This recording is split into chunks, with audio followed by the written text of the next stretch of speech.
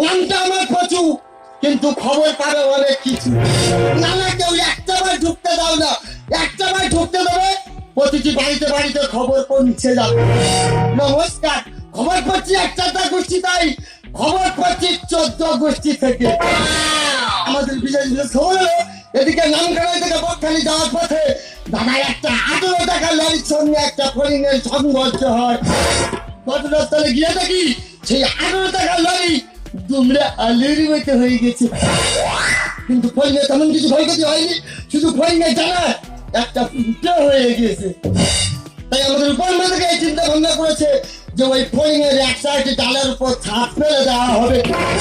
বৌদি দুঃখের গল্প কি বলবো, সকালে আমি ডিউটি বেরিয়েছি, দেখি আমাদের পায়ের কেলে নেবে একটা ভূত একজন আঙুল দিয়ে মেরে ফেলে দিল। আরে কেউ খারাপ হবে না, প্রতি বাচ্চা গোড়ায় মাছের কাঁটা ফুটেছে। তুই শুনে যে আস্তে আস্তে বার কর, সে সালারি এমন জ্ঞান, বাচ্চাটার গোড়ার ভিতরে আঙুল দিয়ে বাচ্চাটা মেরে ফেলে দিল। আমার ঠান্ডা আমি কত করে বলেছি যে ঠান্ডা আমার একটা ও খিলে গে। আমার ঠান্ডা কি বললো, ভাই রোডে যা পুলিশের চাপ, তোর বাইক কিনে দেওয়া যাবে না, ঘরের যে পাগানটা কিনে দিচ্ছি ওটা নিয়ে তুই ডিউটি করে। আরে আমার প্রমোশন বাইরে কোথায়, আমার ওই মরি ঠাকুমার জন্য প্রমোশনে প্যার করে ঢুকে গেল। ওলে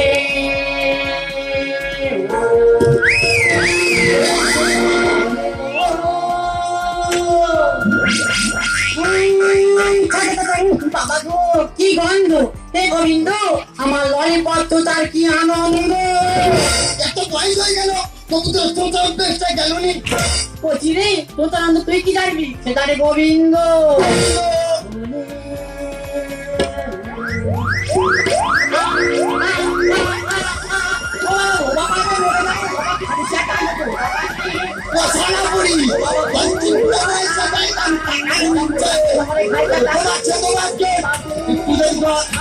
কুমোরটা গেল রে বাবা।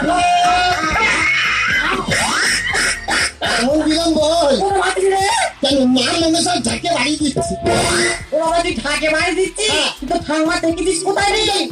ঠাংমা যখন কম বয়স ছিল পুরো পাড়া মাঠে রেখেছিল। সবাই বলি আমার আটা খাচ্ছি ওরম করতেছি কেন, আটা কাটা কি হচ্ছে পুরো বল ঝাঁকে ঝাঁকে ঝাঁকে দেখে কি হচ্ছে রে মশা। থাক মারে আমার আটা খাচ্ছি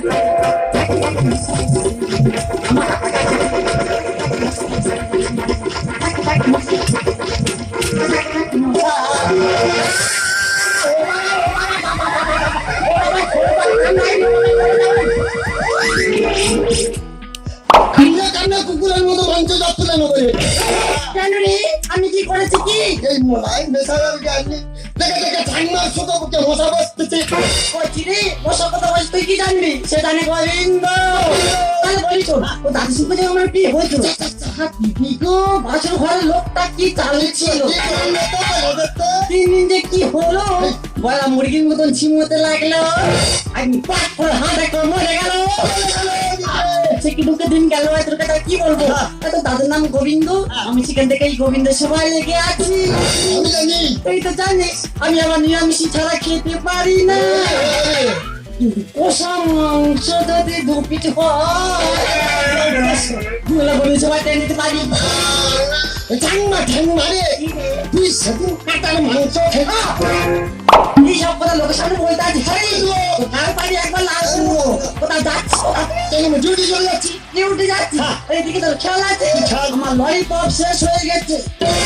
প্রয়োজনে দেওয়া হবে বলি শোন, আমার গোবিন্দ প্রসাদ আছে আর আমার জন্য 2 পিস ললিপপ। ঠান্ডা রে তোর চিন্তা করতে হবে না, তুই চলে যা, মায়ের সময় মতো পৌঁছে যাবে। থাকি থাকি না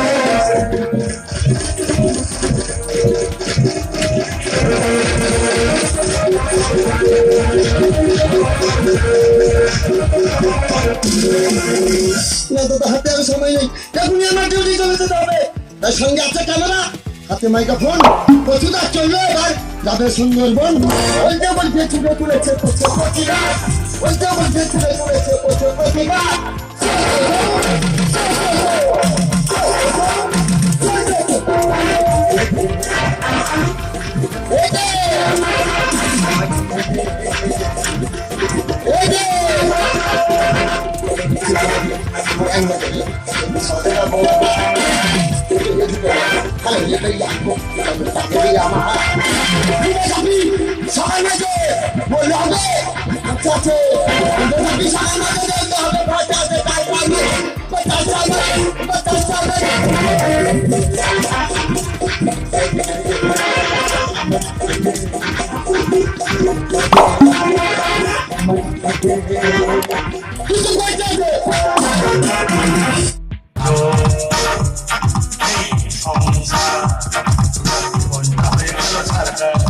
কত স্বপ্ন হচ্ছে মনে মনে, তাই মনে মনে ভাবি আমি।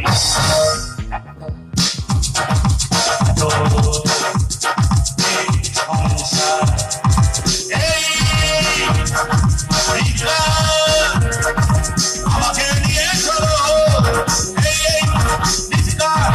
আমাকে নিয়ে চলো, হাত মেরে দেখি পয়সা, পকেটে হাত মেরে দেখি পয়সা, চোখে দেখি ধোয়া। আজো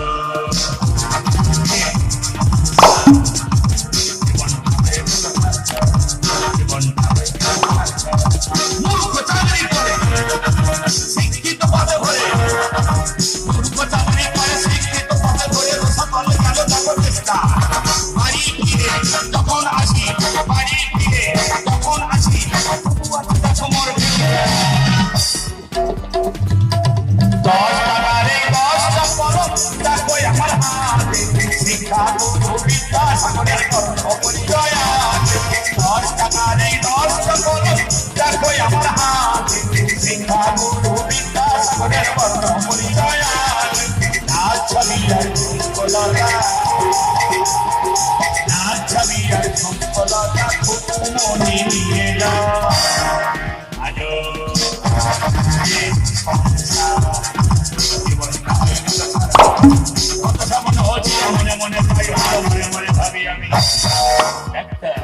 লেখাপড়া শিখেছি, চাকরি তো পাইনি। একটা সংস্থায় ভালো জানা পরিচয় আছে, সেখানে কিছু দুস্থ মানুষ আছে, তাদের একটু সেবা শুশ্রূষা করি। তার ফাঁকে প্রত্যেকদিন সকাল হলে হোকারি করতে বেরোবে। প্রত্যেকদিন একটা পাড়ায় যাই হোকারি করতে, আজকে আর এ পাড়ায় যাবো না, আজকে যাবে একটু অন্য পাড়ার দিকে। আগে সংস্থানে যাবো, কত মানুষজন এসছে দেখবো, তারপরে হোকারি করতে যাবো। মনে মনে ভাবি আমি, মনে মনে ভাবি আমি।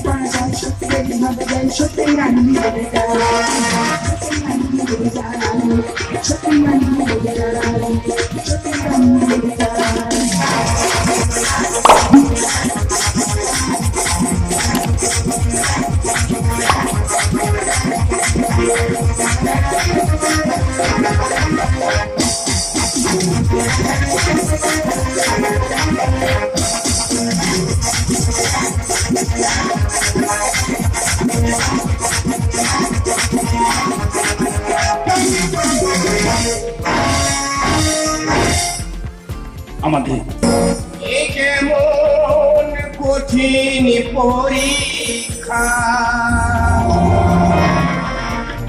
দিয়ে গেল কেন জননী মন সাধনায় গাল কোথারে কোনদিনও যারে গালিনি একে মন কঠিন পরীক্ষা দিয়ে গেল কেন জননী গাল কোথারে মন সাধনায় গাল কোথারে কোনদিন যারে ডাকিনি একে মন পরীক্ষা একে মন কঠিন পরীক্ষা একে মন কঠিন পরীক্ষা জননী মোর দিয়ে গেল কঠিন পরীক্ষা আর সে কঠিন পরীক্ষা কি জানো গোপীনাথকে ভোগ নিবেদন করা আবার কি নিজ হাতে রান্না করে আমি ছেলে মানুষ আমি কি রান্না করতে পারি কিন্তু কি করব মায়ের আদেশ তাই কত কষ্ট করি আমি রান্না আমার